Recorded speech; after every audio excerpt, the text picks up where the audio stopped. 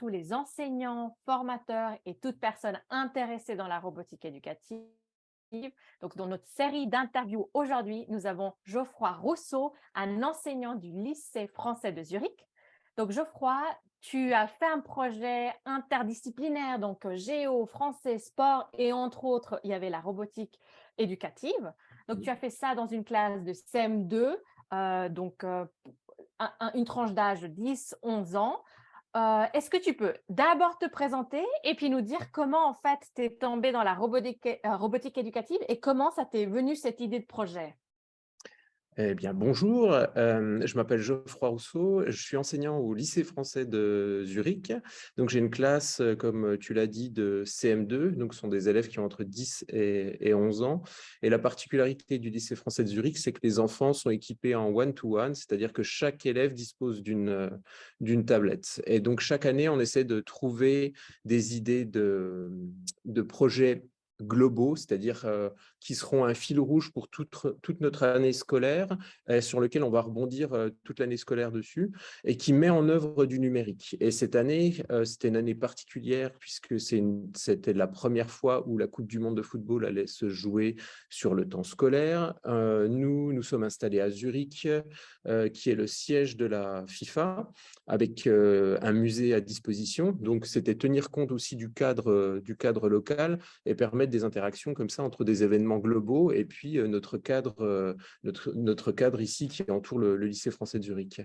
Donc effectivement, c'est un projet multidisciplinaire, pluridisciplinaire, sur lequel on a raccroché ce projet robotique spécifique qui vise à faire jouer deux équipes de deux robots, une partie de football. Mais ce n'est qu'une partie, un volet d'un projet beaucoup plus large. Donc, l'autre partie aussi intéressée, c'est d'avoir cette réflexion autour de la place du football dans notre école. Ben, comme beaucoup d'écoles, on est confronté au problème de l'usage de la cour. Et en fait, on voulait faire réfléchir les enfants au sujet de l'omniprésence du foot. Et en plus, ce n'est pas une activité très mixte dans notre cours de l'école, malheureusement. Donc, c'était une façon aussi d'expliquer en quoi cette pratique, elle pouvait être problématique dans notre école et surtout faire réfléchir les enfants dessus. Voilà. Et j'ai une autre question, donc tu parlais de projet qui, en fait, c'est un projet interdisciplinaire. Est-ce que tu travailles en solitaire, c'est-à-dire c'est toi qui as eu cette idée ou est-ce que tu collabores avec d'autres enseignants? Comment ça se passe en fait en termes de collaboration entre enseignants? Alors, chez nous, en général, c'est souvent un enseignant qui est à l'origine d'un projet, mais Mmh. ce qu'on arrive assez bien à faire au lycée français de Zurich, c'est ensuite d'embarquer une partie de l'équipe dans nos projets. Et c'est vraiment l'intérêt. Quand quelqu'un a une bonne idée, il la propose et souvent, il y a une bonne dynamique qui se met en place, c'est-à-dire que il y a des classes qui disent « Ah ben, moi, je suis intéressé, j'aimerais m'intégrer dans ce projet » ou « Moi, non, je suis plus intéressé par un autre projet ». Et ces projets fil rouge, en fait, il y en a sur plusieurs thèmes. Et en fait, chacun décide de s'engager selon ses disponibilités dans tel ou tel projet. Et donc, on collabore en général sur ce type de projet. Par exemple, on est à plusieurs classes dessus. Oui. Donc, D'accord. et Et le tournoi de foot, par exemple, c'est des tournois à l'intérieur de la classe, mais ensuite, les meilleures équipes se rencontrent entre classes. Et si j'ose te demander aussi, du coup, c'est toi qui as proposé ce projet, on va Oui. dire, c'était toi le meneur et puis d'autres se sont joints. Mhm. Pour proposer un tel projet, j'imagine que tu avais déjà des connaissances en fait, sur les robots. Comment tu es tombé là-dedans? C'est-à-dire, est-ce que tu avais une formation particulière? Comment était ce parcours à toi, heu, on va dire, tout ce qui concerne le numérique, la robotique et cetera? Alors, effectivement, c'est moi qui propose, ce qui initie ce projet, mais parce qu'en fait, il y a une partie de mon activité à l'école dont j'ai pas parlé. Je suis enseignant, effectivement, mais je suis aussi référent numérique, c'est-à-dire que, l'école, me dégage un certain nombre d'heures. Cette année, j'ai une journée complète de décharge, c'est-à-dire où je n'ai pas ma classe Mmh. et mon activité, consiste en fait à, élaborer ce type de projet et puis ensuite à aider mes collègues à tirer parti des outils numériques qui sont dans la classe. Donc dans le cadre de ce projet, mais de manière aussi plus générale, voilà. Donc j'accompagne mes collègues et donc une partie de mon travail, ça consiste vraiment à impulser, à proposer des projets comme celui-là. Voilà. D'accord, merci. Et je voulais te demander, donc, tu as parlé de foot, robots, donc l'idée, c'était d'avoir des robots qui jouent au foot, c'est juste jusque-là? Oui, c'est ça, avec ce ouais. Voilà, justement, alors quel robot tu as utilisé? Comment tu as choisi le robot? Comment est-ce qu'un enseignant, par exemple, qui veut faire à peu près le même projet que toi, comment il choisit l'outil, en fait, avec lequel il travaille? Alors, je pense que, si on veut mener un projet robotique cohérent, et qui permette vraiment d'apprendre des choses aux élèves, il faut vraiment d'abord savoir soi ce qu'on veut exactement faire avec ces robots. Si on veut juste faire, manipuler les robots aux élèves, ça peut pas aller. Il faut vraiment avoir des objectifs très clairs, quand on veut faire de la robotique. Ensuite, au niveau du matériel, bah, ça dépend vraiment des moyens que l'école a à disposition. Et puis, ça dépend aussi des modes d'organisation que vous souhaitez mettre en place dans vos classes. Pour nous, en classe, ce qui était important, c'était de proposer l'accès au plus grand nombre d'élèves possible aux robots. C'est-à-dire qu'on ne voulait pas se contenter d'avoir 2 robots dans la classe ou 3 robots et de ne faire que des travaux de groupe.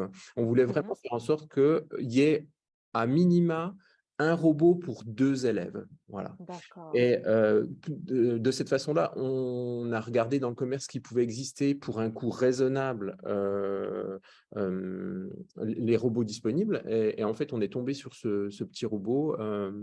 Il s'appelle McQueen. Il n'est pas très cher. Et il fonctionne avec des cartes microbits. Et en fait, l'idée aussi, c'est que ces cartes programmables, on a la possibilité de les utiliser pour d'autres projets. Voilà. Et c'était vraiment l'intérêt de choisir ces cartes programmables. C'est-à-dire qu'on n'avait pas d'un côté les cartes programmables et de l'autre les robots, mais qu'on pouvait utiliser les 2 matériels en même temps et les 2 matériels séparément pour d'autres projets. Voilà. OK. Et donc, en plus d'être enseignant, tu as dit tu es référent. Je voulais te demander si tu avais un conseil à donner à des enseignants qui se tâtent un petit peu pour faire un projet tel que le tien. Est-ce que tu aurais 1-2 conseils ou quelque chose où tu as eu peut-être des difficultés et tu as envie de partager pour qu'un autre enseignant ne fasse pas les mêmes gaffes que toi? Est-ce que tu as quelque chose à nous dire par rapport à ça? Et je pense que ce qui est super important, c'est la formation.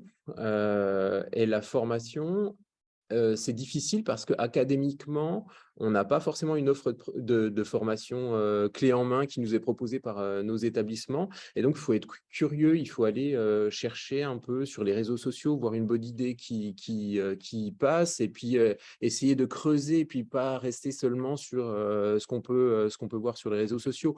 Mais souvent, on est amené, ben justement, dans le cadre de Roteco, par exemple, Roteco propose une plateforme sur laquelle est recensé des projets numériques qui mettent en œuvre de la robotique et de la programmation. Et donc, c'est intéressant de se rendre sur ce type de plateforme, hein. Il y a d'autres éditeurs qui proposent ce type de plateforme, et d'aller voir vraiment comment les autres s'y sont pris pour mener à bien leur projet. Et en fait, c'est cette expérience, ce retour des enseignants qui est vraiment très intéressant, parce que parfois, on a des projets qui sont vraiment clés en main, où les enseignants partagent vraiment tout leur fiche de travail, leur matériel, etc. Et donc, quand on veut commencer, c'est extrêmement important de ne pas vouloir tout faire soi-même. Je pense que pour une première expérience réussie, il faut adapter les ressources à sa classe, mais pas forcément partir de rien du tout. Et ça, c'est extrêmement important. Pas vouloir tout faire tout de suite, mais y aller par étapes. Prendre du temps, et puis accepter aussi le fait que parfois, ça ne va pas forcément marcher comme on a envie, qu'on va mettre plus de temps, que la classe, elle va être un peu plus agitée que si on faisait des enseignements un peu plus conventionnels, mais ça fait Mmh. partie du jeu. On a le sentiment parfois qu'on perd un peu le contrôle des choses, mais c'est faux, parce que nos élèves, ils apprennent quand même. Donc, pendant, par exemple, moi, ça m'est arrivé pour ce projet, par exemple, il y a eu des phases du projet où les premiers programmes qui concernaient le robot, ben, ça ne marchait pas toujours. Et donc, ce Mhm. qu'il a fallu faire, c'est laisser les élèves faire, se dépatouiller, se tromper, recommencer. Et donc, c'est un peu déroutant parce que ça dure 10 minutes, 15 minutes. Vous vous dites, bah, j'ai mal préparé les choses, ça va pas. Puis finalement, il y a quelque chose qui se débloque et puis c'est comme une vague. Il y a un premier groupe qui arrive, puis après, il y a un autre groupe qui arrive. Puis finalement, vous arrivez à atteindre votre projet. Mais ce que vous aviez prévu de faire en 30 minutes, bah, finalement, ça vous a pris 45 minutes ou 1 heure. Et ça aussi, il faut accepter le fait de se donner un peu de temps, euh, de comprendre que la situation, elle ne va pas forcément toujours être confortable pour l'enseignant, mais c'est normal. D'accord. Oui, effectivement, sortir de sa zone de confort. Exactement. Est-ce que tu as des retours? Je me demandais parce que j'imagine que les enfants peut-être parlent à leurs parents de ce qu'ils font à l'école. Est-ce que tu as un petit peu des retours de ce que les parents pourraient, penser? Ou même au niveau de la direction aussi, est-ce qu'il y a un projet qui prend plus d'ampleur que d'autres ou qui attire plus? Je me demandais si ça, tu avais des retours, par rapport à ça? Alors, on a des retours. Nous, il faut savoir que ce type de projet, c'est vraiment une demande institutionnelle. Donc, Mmh. en tant que référent, on nous demande de mettre en œuvre des projets qui sont un peu, bon, novateurs, c'est peut-être un bien grand mot parce que c'est pas un projet justement que j'ai créé moi-même, hein, c'est des choses qui existent déjà et dont je me suis inspiré, que j'ai adapté à mon environnement. Mais Mmh. effectivement, ce projet, c'est un projet qui est porteur, c'est un projet qui donne avoir un peu le savoir-faire qui est le nôtre dans le domaine du numérique. Donc, c'est très important de le faire connaître auprès de notre communauté, donc les parents d'élèves, la direction évidemment. Et donc, nos meilleurs ambassadeurs sont nos élèves parce qu'un projet comme celui-ci, nos élèves qui organisent leur propre tournoi de foot avec des robots, ils en parlent à la maison. Et puis, j'ai des parents qui m'écrivent en me disant, ah ouais, c'est pas mal. Est-ce qu'on pourrait avoir, je sais pas, c'est pour ça qu'on a fait le film d'ailleurs. Mmh. Est-ce qu'on pourra avoir quelques images de ce que vous faites en classe, de ce que ça donne réellement le tournoi et donc, c'est comme ça en fait qu'on arrive à faire connaître un petit peu ce qui se passe, parce que pour les parents, c'est parfois un petit peu mystérieux ce qu'on peut faire avec les tablettes ou ce qu'on fait avec des robots, pourquoi on le fait, etc. Et là, le fait que les élèves l'expliquent et le fait que ce soit relayé dans les différentes réunions, bah, c'est très important pour nous. Ça rassure les parents, les familles, et ça leur donne à voir ce qu'on fait exactement. Donc, c'est très Mmh. important. On ouvre la boîte de Pandore, j'adore ça, c'est, tu sais, tu as parlé de tablette. Voilà, lorsqu'on souhaite programmer un robot, bah, il faut être devant un écran, ordi ou iPad, peu importe. Mhm. Hem, Qu'est-ce qu'on peut dire qu'est-ce qu'on peut dire des bénéfices versus des, j'allais dire maléfices, c'est pas le mot que je cherche, mais tu sais, Bien. aujourd'hui, on dit beaucoup à faire attention devant les écrans et cetera. Du coup, hem, comment on argumente le fait que, voilà, on fait du microbit et puis qu'il nous faut, un écran, pour les élèves?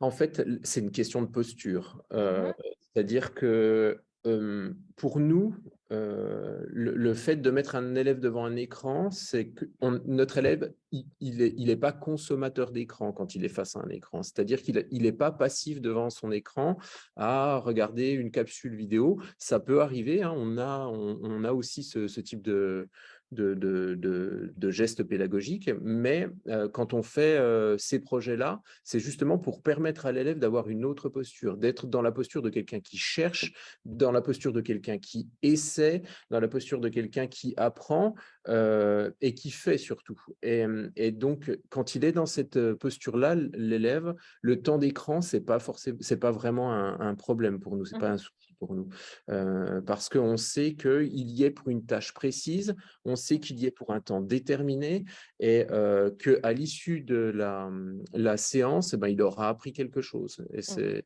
Et vraiment surtout que tu as, comme tu disais au début de l'interview, tu as l'objectif, qu'est-ce que tu souhaites, amener tes élèves à, tu as l'objectif et puis c'est ça qui finalement, j'imagine, qui va quantifier ou qualifier si l'activité est exact. atteinte, ou pas. On Mmh se mh. fixe en fait par semaine, par jour, pardon, un temps d'écran maximum. Donc ça, c'est institutionnel, c'est l'école qui nous dit: «Vous ne devez pas dépasser tant de consultations d'écran par jour».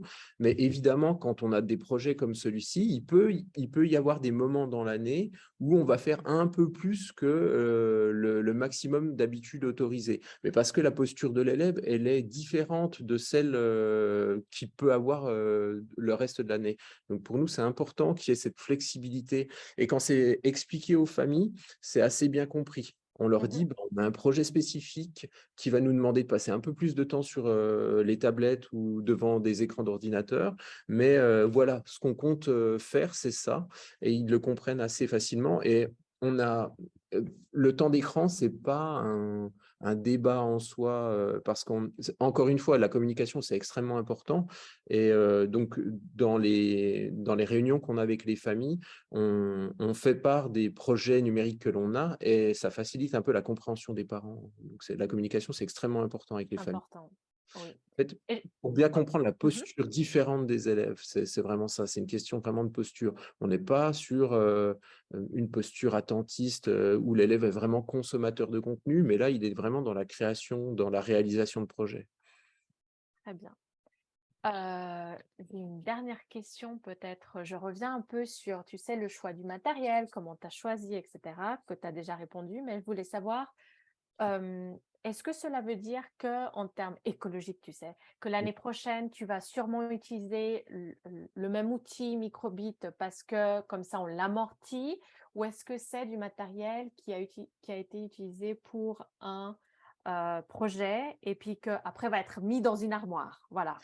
Alors non, en fait, on fonctionne par cycle. C'est pour ça qu'on on a des cycles d'utilisation du matériel. Donc là, je pense, on a une quinzaine de robots et puis on a 30 cartes. Donc ça, c'est une dotation qu'on a. On a pas mal de classes à l'école, donc ce matériel, il va être utilisé sur un cycle, disons, à minimum 3 ans. Où justement ce projet, l'intérêt de ce projet, c'est qu'il est clé en main. Donc, c'est moi qui l'initie cette année et qui le partage avec quelques classes, mais l'année prochaine, d'autres classes vont pouvoir se l'approprier. Et donc, c'est un projet qui va vivre comme ça sur un cycle de 3 ans à peu près. Et pendant ces 3 ans d'utilisation, eh ben, un des autres rôles du référent, ce sera de tester du nouveau matériel, mais pas acheter tout de suite une panoplie de robots et de nouvelles cartes programmables, mais juste voir ce qui sort sur le commerce et faire des tests. Et puis, quand on aura trouvé quelque chose où on va se dire, bah, je vais pouvoir faire tel projet, ça me semble intéressant pour telle raison, je vais pouvoir l'utiliser avec des plus petits, avec des plus grands. Une fois qu'on aura arrêté un nouveau choix, eh ben, on pourra renouveler notre flotte de robots. Donc voilà. Mais nos cycles, c'est à peu près ça, c'est 3 ans. Ouais. Très bien. Geoffroy, donc moi j'ai fini en fait, si tu veux, avec mes questions, mais peut-être qu'il y a un point que j'ai pas abordé et que tu aimerais qu'on aborde ou un dernier point que tu aimerais partager avec nous.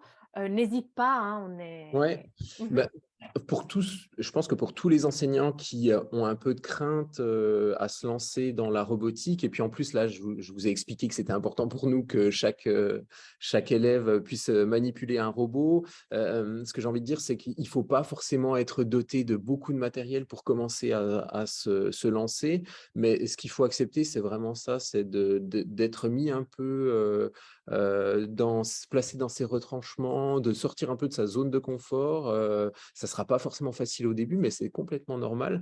Et surtout, aller chercher de la formation, de la documentation, se renseigner sur ce que les enseignants font déjà, le matériel qui est prêt à l'emploi, qui peut être utilisé, qui est clé en main, qui peut être utilisé. C'est vraiment une bonne façon de commencer la robotique et pas se dire, ah non, mais la robotique, ça va être trop C'est compliqué trop. d'une part, ça va être trop de bruit dans ma classe, trop de dérangements. Vraiment, je le sens pas, j'ai pas envie de le faire. Non, parce que pour les élèves, c'est vraiment, c'est vraiment une compétence particulière et sont vraiment comment dire, des apprentissages très singuliers qui méritent d'être mis en avant à l'école. Tout à Ouais. fait. Merci Geoffroy, vraiment, merci du temps que tu nous as accordé, merci de cette interview. Je vais arrêter maintenant l'enregistrement.